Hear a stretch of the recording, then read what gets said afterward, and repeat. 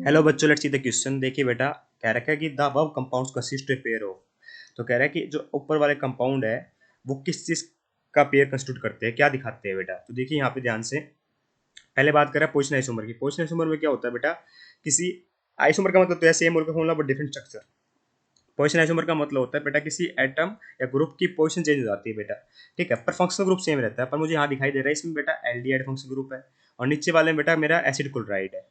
नीचे क्या बेटा, मेरा एसिड क्लोराइड है, तो इसका मतलब फंक्शनल ग्रुप भी डिफरेंट हो गया, तो पोजीशन आइसोमर तो शो कर ही नहीं सकता, तो ये वैसे इनकरेक्ट हो गया।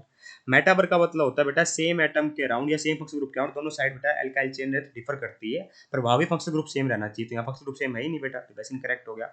ऑप्टिकल आइसोमर्स में बेटा ऑप्टिकल एक्टिविटी शो होती है, उसके लिए बेटा ना कोई प्लेनोसिमेट्री होनी चाहिए, ठीक है। वेनोसिमेट्री का मतलब मान लीजिए कोई एटम है, इसके बीच में से प्लेन डालूं तो लेफ्ट हैंड साइड और राइट हैंड साइड एक दूसरे की मिरर इमेज नहीं बननी चाहिए। अगर बनती है, प्लेनोसिमेट्री प्रेजेंट होती है, तो कंपाउंड ऑप्टिकली इनएक्टिव हो जाता है, ऑप्टिकल आइसोमर शो नहीं करेगा। सेंट्रोसिमेट्री भी नहीं होनी चाहिए बेटा। सेंट्रोसिमेट्री का मतलब होता है कि सेंटर से किसी दो डायरेक्शन में जाने पर मुझे सेम चीज नहीं मिलनी चाहिए, इस बात का अपने को ध्यान रखना है। अब बात करें बेटा मेरे, क्या ये ऊपर वाला कंपाउंड ऑप्टिकल आइसोमर शो कर सकता है, तो उसके लिए बेटा एक कम से कम एक कायरल सेंटर होना जरूरी है। कायरल सेंटर का मतलब जिसपे चार ग्रुप डिफरेंट लगे हो, तो वो दिखाई दे रहा है मुझे ऊपर बेटा, ये एटम है ना। पर दिक्कत क्या आ रही है बेटा, या केला खुद तो शो कर देगा, पर हमें तो दोनों के साथ में रिलेशन बताना है। पर क्या इसका ही स्टीरियो आइसोमर ऑप्टिकल आइसोमर ये बन रहा है, नहीं। उस ऑप्टिकल आइसोमर क्या होता है बेटा, ये अबव द प्लेन होता है, दूसरा बिलो द प्लेन आ जाता है, इसकी कन्फर्मेशन आर होती है, दूसरे की एस होती है। पर यहाँ तो मोलिक्यूल ही डिफरेंट हो गया हिसाब से तो ना, तो इसका मतलब ये मेरा ऑप्टिकल आइसोमरिज्म शो नहीं करेगा।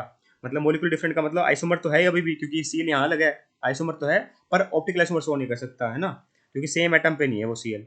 इसका मतलब ये भी आंसर नहीं होगा, पर फंक्शनल ग्रुप आइसोमर हो जाएगा, क्योंकि दो डिफरेंट फंक्शनल ग्रुप लगे हुए हैं। तो ऑप्शन नंबर 4 परफेक्टली करेक्ट होगा।